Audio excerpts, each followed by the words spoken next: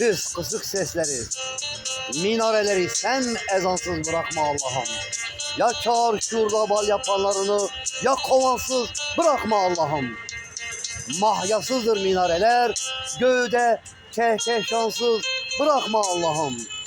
Bize güç ver, cihat meydanını tehlivansız bırakma Allah'ım. Kahraman bekleyen yığınlarını kahramansız bırakma Allah'ım. Bilelim hasma karşı koymasını, bizi cansız bırakma Allah'ım.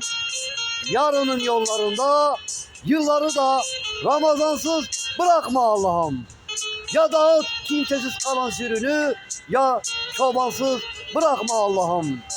Bizi sen sevgisiz, susuz, havasız ve vatansız bırakma Allah'ım.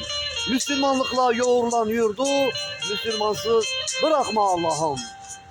Mahyasızdır minareler, göğde kehkeşansız, ay yıldızsız bırakma Allah'ım.